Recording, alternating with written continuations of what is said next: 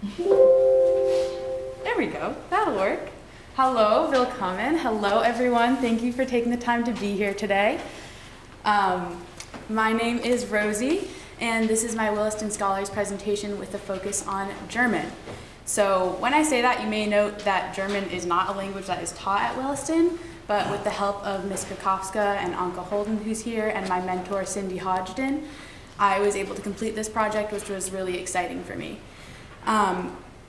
Why German? Also, you may ask, at my last school before I came here, I was able to study German through the AP level, and I really enjoyed it. It kind of provided me a home in my school, and I wanted to find a way to kind of reignite that joy in myself, but also share it with some people at Williston.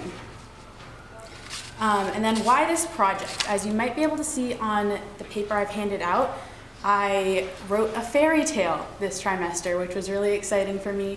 I got to learn about fairy tales at my last school, but I wanted to kind of go more in depth and study some fairy tales, but also write my own.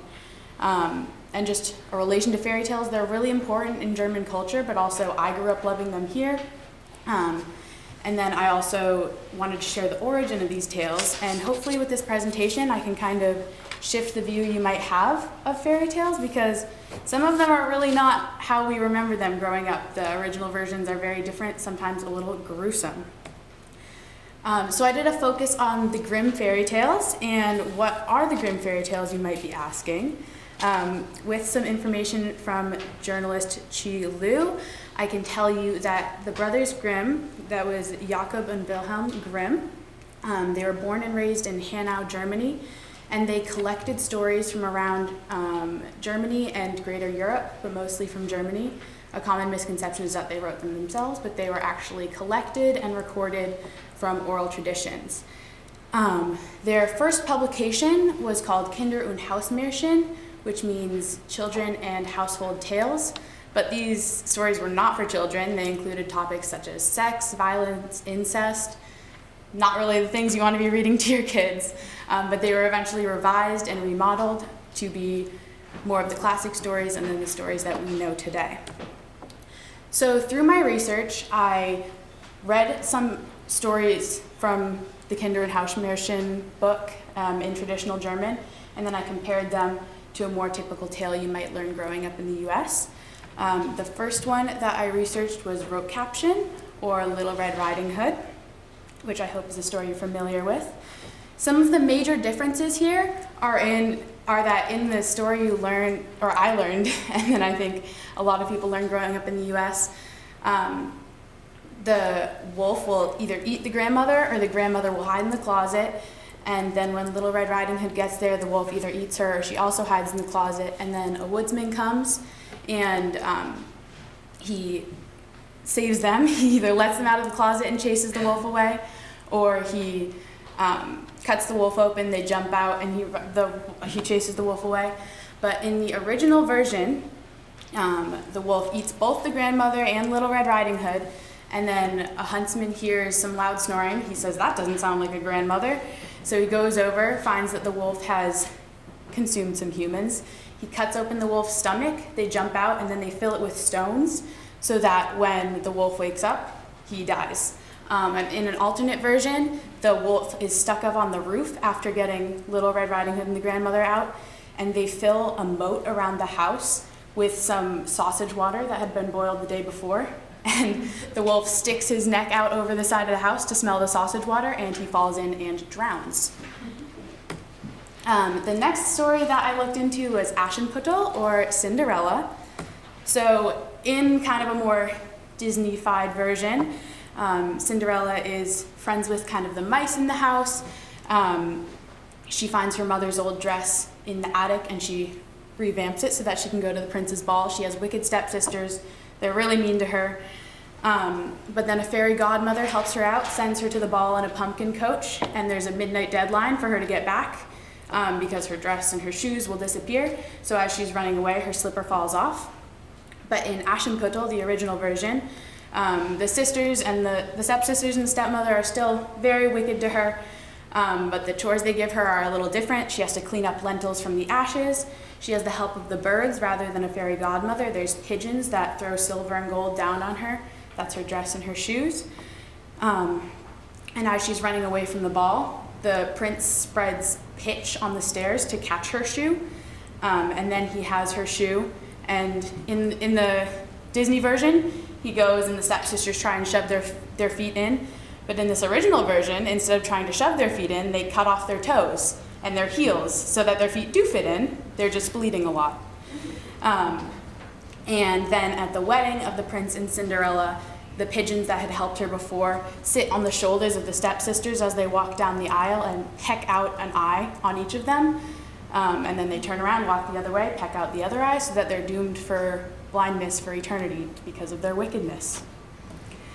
So I researched a few more tales beyond those, but I'm not going to share all of them. Some similarities across those tales and others, though, are that the main character is typically young, poor, not super happy. A good example of that is Cinderella. She's bullied severely. There's also a villain, so the wolf or the step family. The main character is usually looking to solve a problem, so maybe to get to the ball, get out of her bad situation. One that was pretty difficult for me in writing my own fairy tale was that the language is in the imperfect tense, which is the descriptive past tense in German. The villain meets a gruesome fate, so blindness, death, neither are really good. And then there's a magical element such as talking animals, so there's talking birds in that scenario. I skipped one. So after all of this, I took those similarities and I wrote my own Märchen. I call it Der Bär der Flüsterte, which means the bear who whispers. Here's kind of a version of it, and the one that you have, there's no pictures, I'm sorry. But this is the German version of it. And here is just kind of the introduction part of it that I'll read to you and you can read along. Es war einmal ein kleines Mädchen namens Heidi. Sie war arm und traurig. Sie hatte nichts außer ihrer Puppe. Sie lebte mit ihrem Vater und ihrer Mutter im Wald. Der Vater war böse und hatte ein kaltes Herz. War gierig und liebte nichts außer Geld. Wollte keine Kinder, aber hatte Heidi. Die Mutter war nicht so böse wie der Vater, aber sie beschützte Heidi von dem Vater nicht. Wenn der Vater an Heidi schrie, sagte die Mutter nichts. Aber wenn der Streit war fertig, ging die Mutter in Heidis Schlafzimmer und küsste sie gute Nacht. So the basic plot of this is that Heidi lives in the woods with her mother and father. This is the introduction of it. And they fight a lot. Her father's really abusive. She runs into the woods, finds this bear, becomes his friend, and she eventually helps them solve the problem. And Heidi and her mother work together to get the father. They trick him to go into the bear's cave where the bear eats him. So some of the themes I applied that go along with the similarities are that the main character is young and unfortunate. Heidi's not really doing too well. There's a villain, which is the father, which is not really typical for German stories. Usually it's like a wicked stepmother, but I kind of twisted it a little bit here to try and have it be more modern, and I wanted to involve this theme of relationship abuse. The villain meets a gruesome fate. He's eaten by a bear. And then there's talking animals or a magical element. There is a talking bear, and there's a moral, just kind of worked in with that of relationship abuse. Although I do want to recognize that we can't really solve all of our problems by having abusers be eaten by bears. It would be. Some obstacles I overcame in this process were, a big one was the original story idea. It definitely took me a while to come up with something that I, in my mind, could compare to Grimm stories. So Ms. Kokoska knows I put that off for a little while. Finding the difference between fantasy story and a fairy tale. A lot of my help from this one came from my mentor, Cindy Hodgden. One of my original things that I was stuck on was the idea of talking trees. But in a document she provided me, it said specifically that talking trees were more of a fantasy story thing. So working away from that was something that I had to work through. And then imperfect tense and just writing in German in general. I have not studied German for almost 1.5 years. So definitely a little rusty on that one. Anka also really helped me out on that, just working my way through it. Here are some citations, and I'm happy to answer any questions or comments you might have.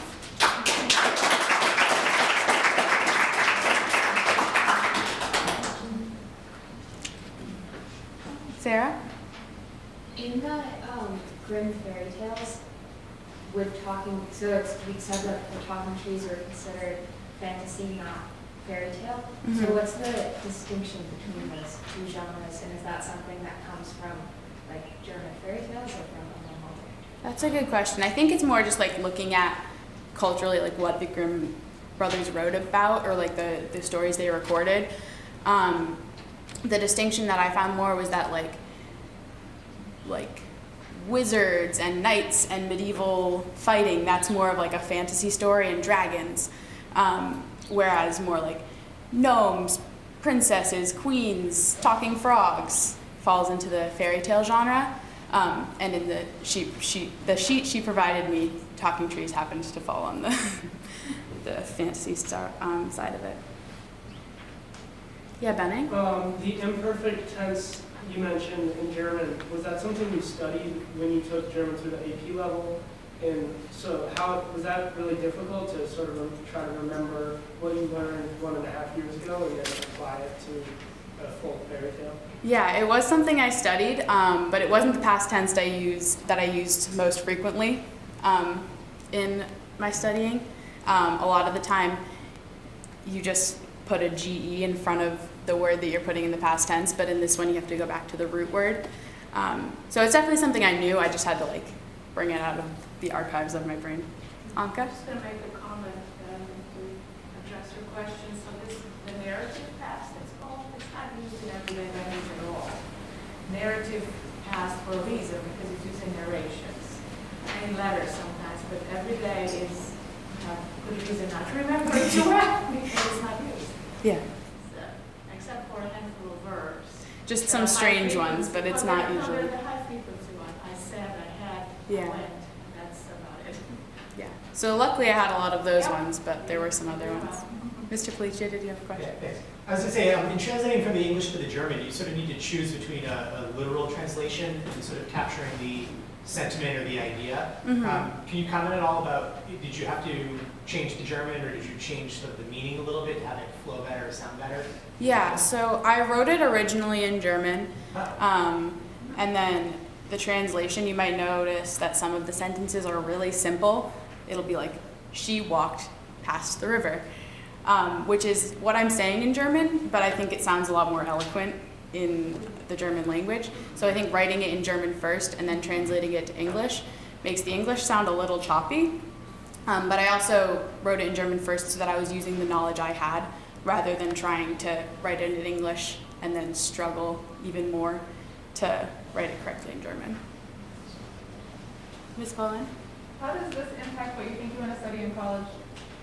I've always, like I said earlier, I kind of like found a home in the German classroom.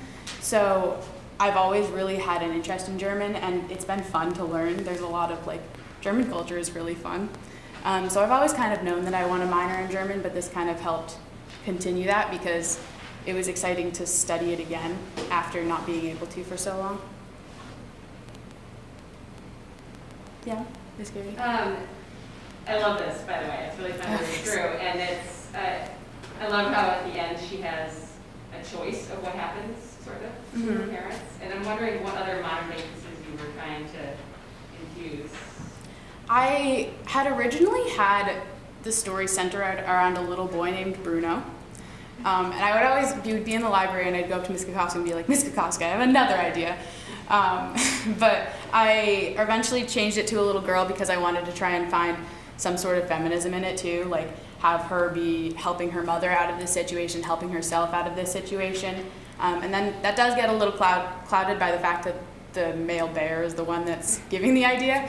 But I wanted to try and have that kind of independence and like she's helping her mother and herself out of this situation be put into there. Ms. Muscari?